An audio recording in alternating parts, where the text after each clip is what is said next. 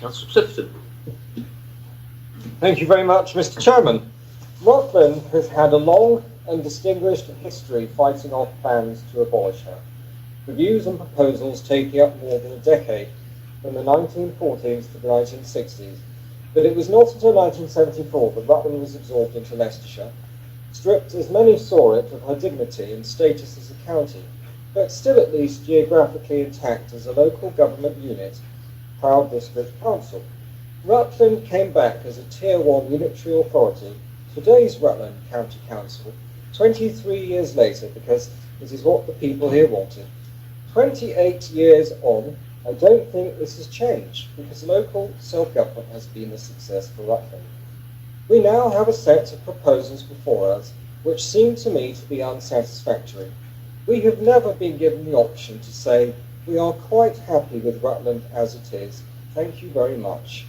We are not being given an opportunity to express our preference for anything but on a series of forced amalgamations with all or part of Leicestershire. We're not being presented with an opportunity to consider a South Lincolnshire option.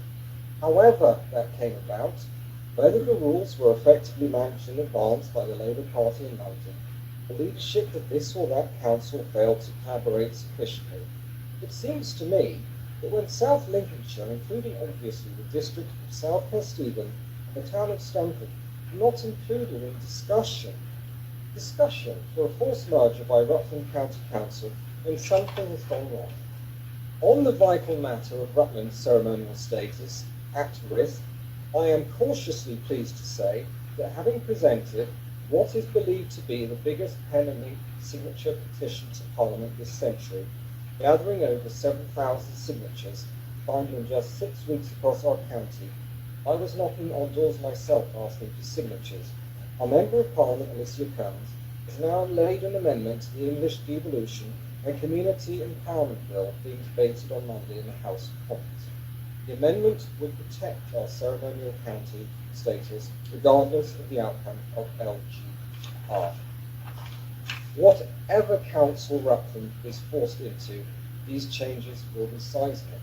Perhaps 7 or 8 councillors at best out of 72 with the North Leicestershire proposal. Leicestershire County Council proposals would see us at best having 5 out of 90. Both of these would be a very, very long way where we are today. Sadly, these numbers represent Rutland's power and influence, the super council. And as other members have said, I expect that following the example set in Surrey, there will only be 4 councils, the whole of Leicestershire, Leicester, Rutland, Greater Lincolnshire. To my mind, something sacred, something special, something very English is being extinguished.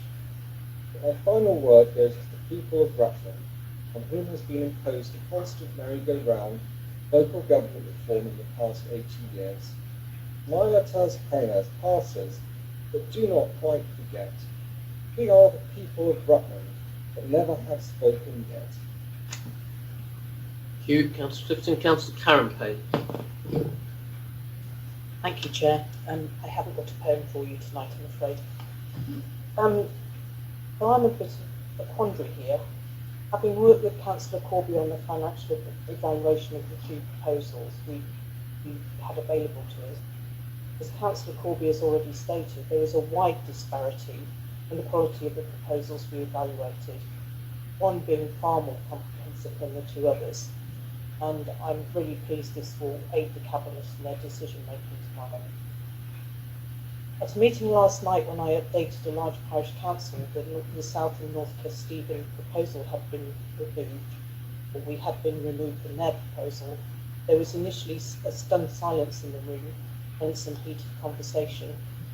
There was fear that if we joined any of the Leicestershire areas, we would lose our identity, control of our finances and services to a bigger, more distant, unempathetic entity that was not synergistic or understanding of our own Rutland identity. We'd have fewer councillors around the table with a minority voice, consequent reduced voting capability and no clout. This could also be true of the South Lincolnshire scenario, but as services are already drawn from this area, it's a known quantity of one people feel comfortable with. They wanted to know why we didn't try harder to work with the South Lincolnshire option because of these shared services. I was also asked why we have been so compliant with a government that doesn't understand Rutland is a small, successful unitary council that is good and in places excellent at delivering to its population with some of the best financial management and adult and children's social care services in England.